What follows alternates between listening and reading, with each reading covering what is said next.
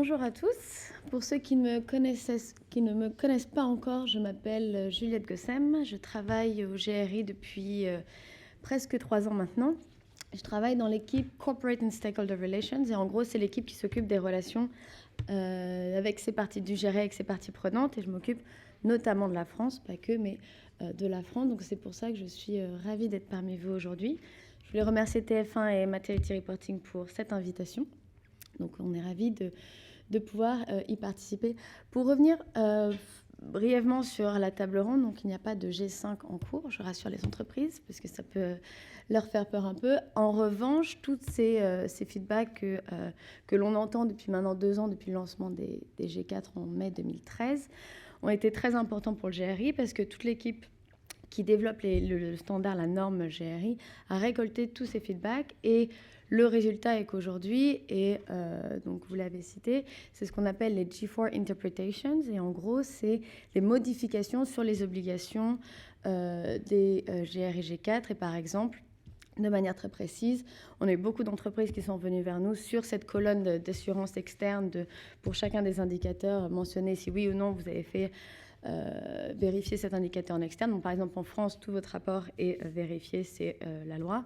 Donc, du coup, ça va simplifier, d'une part, le travail des rédacteurs et aller vers une transparence plus grande. En tout cas, c'est le feedback qu'on a reçu des entreprises et c'est comme ça que nous allons modifier petit à petit les lignes directrices du GRI.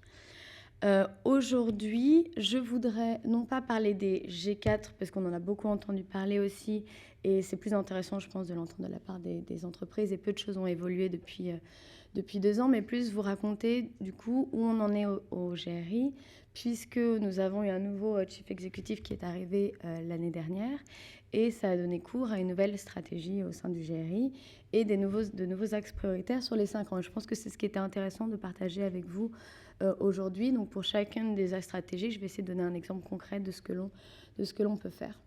Donc avant de commencer, j'aimerais remercier nos organizational stakeholders, donc les OS comme on les appelle. Il y en a 600 dans le monde entier, et en France, c'est ce groupe-là qui nous soutient financièrement, et sans eux, donc, nous n'aurons pas pu développer les lignes directrices G4 par exemple, et continuer le travail que l'on fait aujourd'hui. Donc un grand merci, je sais qu'il y en a qui sont dans la salle, donc je les salue. Donc, à propos de la GRI, brièvement, donc nous sommes une organisation à but non lucratif. Le secrétariat est basé à Amsterdam. Aujourd'hui, on est environ 70.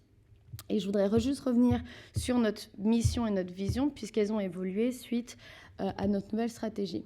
Donc, notre vision, donc depuis les années 90, l'objectif du GRI était vraiment de faire du reporting développement durable, non pas une pratique de niche, mais une pratique courante.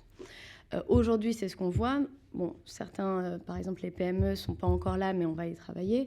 Et ce que l'on souhaite aujourd'hui, et ce qu'on se dit, c'est qu'on a la responsabilité de permettre de valoriser ces informations qui sont issues de ce processus de reporting, valoriser cette information et ces données non financières pour permettre à tout décideur de les intégrer dans leur prise de décision. Donc ça, c'est vraiment notre vision et ce que l'on cherche à atteindre. Donc notre mission, permettre aux décideurs, par le biais de la norme GRI et de notre réseau multipartite, qui est une des grandes forces du GRI, d'agir pour un monde et une économie plus durable.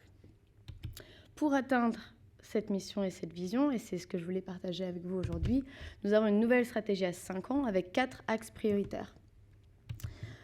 Que vous voyez ici, l'image n'est pas de très bonne qualité, mais en gros, le premier, et ça je vais les détailler après par la suite, Enabling Smart Policy, More Reporters, Better Reporting, Moving Beyond Reports et Innovation and Collaboration. Donc le premier, Enabling Smart Policy, c'est bien faire le lien entre les gouvernements et les entreprises. Donc ça fait depuis toujours le GRI travaille dans cette optique-là, avec par exemple les bourses. Donc on parlait de Taiwan Stock Exchange par exemple, qui demande aux entreprises de publier G4. Ça c'est un travail que le GRI fait depuis toujours et on va continuer dans cette voie-là.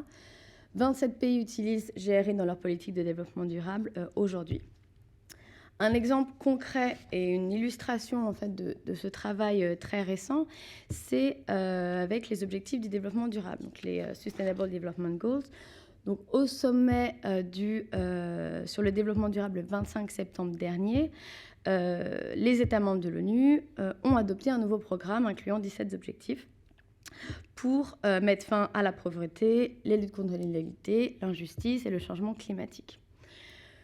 Sauf que sans direction ou sans orientation, donc les décideurs peuvent bien se mettre d'accord, mais il faut donner en tout cas des outils aux entreprises pour permettre de participer à l'atteinte de ces objectifs de développement durable mondiaux. Donc nous, ce qu'on pense, c'est que le GRI, via son processus de reporting et donc les G4, vont contribuer, vont aider les entreprises dans cette voie-là. Donc du coup, ce que l'on a fait, et ça c'est un projet qui est issu d'une collaboration avec le Global Compact et le World Business Council for Sustainable Development, c'est le SDG Compass, donc à comprendre la boussole pour les objectifs du développement durable. En gros, le SDG Compass va expliquer aux entreprises les objectifs du développement durable et va leur permettre d'avoir les outils en place pour contribuer justement, les outils, les connaissances pour contribuer à ces objectifs de développement durable. Donc, il y a tout vous regarderez sur Internet, il y a toute une publication avec 5 étapes. Donc la première est avant tout de comprendre ces objectifs de développement durable, d'identifier pour l'entreprise ses priorités, établir donc ces objectifs, intégrer donc toute cette démarche au sein de la stratégie de l'entreprise, et ça c'est un élément clé, et par la suite, à la fin, communiquer sur ces avancées-là. Donc concrètement, si vous allez sur le site internet que j'ai inclus là-haut, vous arrivez sur une sorte de base une plateforme, et c'est un inventaire qui va cartographier tous les indicateurs existants et utiles pour vous en tant qu'entreprise. Donc ça va intégrer des indicateurs tels que ceux de la GRI, mais pas que, CDP et compagnie. Là, en tant qu'entreprise, vous pouvez filtrer un certain nombre d'indicateurs en fonction de vos priorités, de vos objectifs, d'une thématique. Donc, on parle de la biodiversité. Moi, on va regarder biodiversité, quels sont les indicateurs qui puissent m'aider à contribuer à ces objectifs de développement durable. Pour chaque indicateur que vous regarderez, il y a une source, évidemment, et vous pourrez avoir plus d'informations. Le deuxième élément sur lequel nous avons travaillé, qui est lié donc à ces objectifs de développement durable et donc ces nouvelles résolutions, c'est le 12.6 Tracker. Et ça, c'est une initiative purement que simplement du GRI, que vous trouverez via la base de données. C'est un nouvel onglet sur la base de données du GRI. Concrètement, ça fait référence à l'objectif 12.6, donc de ces objectifs de développement durable, qui est dédié au reporting développement durable. Ceci, vous allez voir si vous y allez, ça va être une cartographie du monde et ça va aider les Nations Unies, les gouvernements, à comprendre dans chacun des pays quelles sont les avancées, évaluer les avancées et comprendre ce qu'il se passe via cette plateforme, et surtout pour comprendre où on en est en termes de contribution pour les objectifs du développement durable. Donc tous ces sujets sur lesquels GRI travaille, on va continuer à travailler sur ces sujets-là, car on pense que c'est d'autant plus important pour achever notre mission de faire en sorte que dans toute prise de décision, ces informations non financières soient prises en compte. More reporters, better reporting. Donc ça, c'est ce qu'on va encore continuer à faire. Donc ça va être beaucoup de workshops, notamment dans plein de pays, et notamment les pays émergents, pour faire comprendre ce besoin et cette nécessité de transparence. Continuer, et notamment en nous focalisant sur les PME qui, on le sait aujourd'hui, ne sont pas aussi avancées, qui ont d'autres difficultés que des grands groupes. Et c'est une des priorités que l'on se donne aussi pour les années à venir. Le troisième pilier, je pense, qui est un plus intéressant, parce que c'est un des piliers qui est plutôt nouveau, un des axes prioritaires qui est plutôt nouveau au sein du GRI, c'est qu'il y a un certain nombre de risques et de défis au sein d'une organisation, on les a vus précédemment. La majorité ou la plupart d'entre eux ne sont pas forcément financiers, mais non financiers. Donc l'idée ici, et pardon, je n'ai pas mis sur le slide l'information, c'est vraiment d'aider par le processus de reporting les organisations à libérer ces informations non financières pour leur permettre de les intégrer à une stratégie plus globale, prendre des décisions et informer leurs parties prenantes, qu'elles soient investisseurs, consommateurs ou autres. L'idée ici, et c'est lié à ce qu'on parlait du reporting intégré, c'est avoir des données non financières de qualité que vous puissiez utiliser dans toute prise de décision. Et ça, c'est bien le principe aussi du reporting intégré, dont j'en parlais avant et on en reparlera sûrement avec Nick dans la table ronde. Est-ce qu'on, pour faire le reporting intégré, nous sommes obligés d'avoir un rapport GRI? Donc ça, c'est une question que j'avais. Oui et non. Oui, dans le sens où un reporting intégré, je redis ce que c'est qu'un reporting intégré, c'est l'intégration de données financières à des données non financières. Lorsque cette intégration est faite, et vous devez avoir un processus qui vous permet d'avoir des données non financières de qualité, qui vous permettent de prendre des décisions stratégiques. Donc dans ce sens-là, oui, effectivement, un reporting qui soit GRI ou pas, ou un processus en interne qui vous permet d'avoir ces données-là, est primordial. Lorsque vous avez donc ces données non financières et financières de qualité stratégique, alors là, vous pouvez commencer à intégrer, mais on l'a dit aussi lors de la table ronde, ça nécessite aussi une vision de l'entreprise, un business model qui permet de comprendre la création de valeur de l'entreprise sur le long terme. Donc, pour nous, pour le GRI, on soutient totalement cette innovation. Donc, c'est encore une tendance, ça commence tout doucement, mais ça reste innovatif. Donc, peu d'entreprises aujourd'hui ont vraiment réussi à faire un vrai reporting intégré.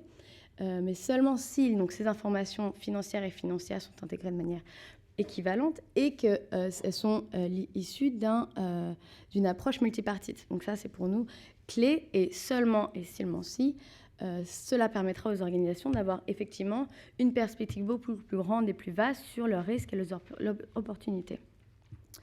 Donc, ce que l'on fait en termes de reporting intégré au GRI, beaucoup d'entreprises sont venues vers nous et nous ont demandé comment le GRI peut m'aider à faire mon reporting intégré.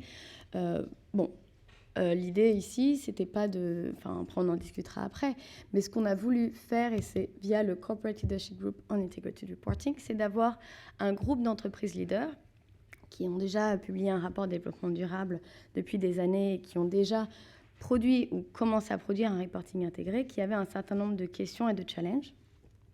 Ce que nous avons voulu faire, c'est de comprendre comment ces entreprises pouvaient utiliser leur savoir et leur expérience dans le reporting développement durable pour aller plus loin vers le reporting intégré. Donc c'est un programme sur 2 ans. On a invité une quinzaine d'entreprises. Là, on est à la fin de la première année. On va inviter d'autres entreprises qui veulent y participer. L'idée ici, c'est que le GRI est une plateforme, donc on va faciliter les discussions. Les entreprises vont établir quels sont les challenges qu'ils ont rencontrés, quelles sont les solutions collectivement qu'ils vont trouver, donc par un certain nombre d'exercices. GRI invite un certain nombre d'experts et par exemple, discussion qu'on a eue en septembre dernier, très intéressante, sur la matérialité. Nous avons invité donc l'IRRC à faire partie. Donc on avait Michael Nugent et Sarah Gray qui faisaient partie de ce panel. Et avec le GRI, nous avons discuté de différentes approches de la matérialité, comment cela se retranscrit donc de manière très pratique pour les entreprises qui publient un rapport. Donc ça, c'est ce que nous faisons de manière concrète. Et l'idée, c'est vraiment de comprendre comment les entreprises appréhendent donc ce reporting intégré et quels sont leurs challenges. Et à partir de ça, nous serons à même de discuter d'un point de vue plus international sur ces questions-là, qu'est-ce que l'on pourrait faire et continuer le dialogue et la collaboration avec d'autres organisations internationales, y compris l'IRRC. Et le dernier, et après je vais m'arrêter, mais le dernier pilier qui est aussi nouveau pour le GRI, je pense qu'il est intéressant de partager avec vous, ça s'appelle Innovation and Collaboration. Donc aujourd'hui, pour le GRI, nous sommes convaincus que toute innovation réussie est le fruit d'une collaboration. Donc il y a beaucoup d'organisations internationales et l'idée ici, GRI veut vraiment travailler avec toutes ces organisations et faire en sorte qu'on puisse atteindre un but commun qui est une économie et un monde plus durable. Donc on parlait du reporting intégré, on va continuer la relation menée avec l'IRRC par exemple. Pour ce qui est de l'innovation aussi, la technologie et ce qu'on appelle le big data vont aussi, et nous le pensons être une tendance importante qui va permettre à différentes parties prenantes d'avoir accès à un plus grand nombre d'informations. Donc une illustration, encore une fois, de ce pilier-là, c'est un projet qu'on appelle Reporting 2025. Et là, ça a été mené avec Boston College, Enel, SAP et EY. Et ici, c'est vraiment de comprendre quelles vont être les grandes tendances qui vont impacter les entreprises demain, dans 10 ans, en termes de reporting, en termes d'indicateurs, etc. Donc on a 2 documents d'analyse qui sont déjà en ligne, que vous pouvez voir sur le site internet du GRI. Ce qui est intéressant ici, c'est que, et à la fin de l'année, donc on aura un document qui va conclure un peu sur ces grandes tendances-là, c'est de voir que Par exemple, la technologie va être demain, ça c'est les premiers éléments qu'on retrouve, que les parties prenantes vont avoir un rôle de plus en plus important, etc. Donc ça va permettre aussi au GRI de comprendre et d'aider les entreprises à identifier ce qui va impacter leur business dans 10 ans. Le dernier élément, et je pense que c'est un élément d'information qui peut vous intéresser, c'est la conférence mondiale du GRI. Donc la dernière en date était 2013, on a lancé les G4. Nous ne lançons pas les G5 à cette conférence-là, mais marquez ça dans vos agendas, c'est du 18 au 20 mai 2016. Et concrètement, donc, on aura tout un programme qui va être développé autour des 4 piliers que je viens de vous présenter, incluant aussi Reporting Standard, donc c'est tout ce qui est lié au standard GRI G4, et Facing the Challenge, donc ça va être plus sur des sujets d'actualité liés au développement durable. Donc, on aura le programme qui sera en ligne très bientôt, donc fin octobre, donc vous pourrez vous inscrire et voir le programme. Si vous avez la moindre question liée à cette conférence, vous pouvez aussi envoyer un email à conference@globalreporting.org et on pourra répondre à ces questions, mais ce sera le prochain rendez-vous GRI à Amsterdam. J'espère pouvoir vous y accueillir. Je n'ai pas mes contacts et je n'ai plus de carte de visite, mais si jamais vous voulez m'envoyer des questions, c'est très simple, c'est gossem@globalreporting.org et je serai ravie de pouvoir y répondre. Voilà.